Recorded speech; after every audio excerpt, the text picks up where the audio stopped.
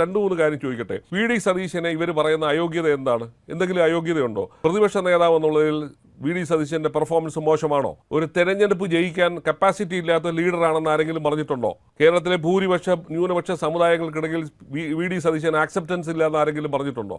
ഉണ്ടോ? കേരളത്തിലെ കഴിഞ്ഞ 60 വർഷത്തിനിടയിൽ പി ടി ചാക്കോയ്ക്കും കെ കരുണാകരനും ശേഷം ഇവിടുത്തെ ന്യൂനപക്ഷങ്ങൾക്കിടയിലേക്ക് ഒരു സ്വീകാര്യത ലഭിച്ച ഒരു കോൺഗ്രസ് നേതാവ് ഈ സമീപകാലത്തെങ്ങും വി ഡി സതീശനോളം തന്നെ വന്നിട്ട്. ഞാൻ ഒറ്റ ഉദാഹരണം പറയും. ഈ അടുത്ത കാലത്ത് ഇപ്പോൾ 8 നോയമ്പിൻ്റെ ഈ മണർകാട് പള്ളിയിൽ, കേരളത്തിലെ ഏറ്റവും വലിയ ക്രിസ്ത്യൻ ഒരു കോൺഗ്രിഗേഷൻ നടക്കുന്ന ഒരു സ്ഥലമാണ്.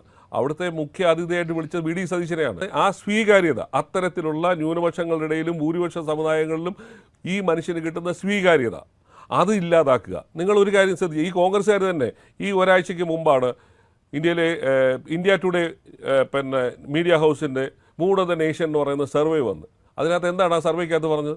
42% വോട്ട് യു ഡി എഫിന് അനുകൂലമായി കേരളത്തിലെ ജനങ്ങളുടെ മൂഡ് അതാണ്.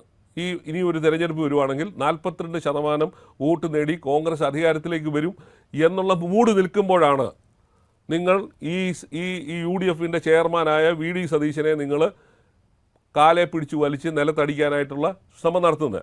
ആ കെ പി സി സിയുടെ ഓൺലൈൻ മീറ്റിങ്ങിൽ പങ്കെടുത്ത ആർക്കും ഇതിനകത്ത് ഉത്തരവാദിത്തമില്ലേ?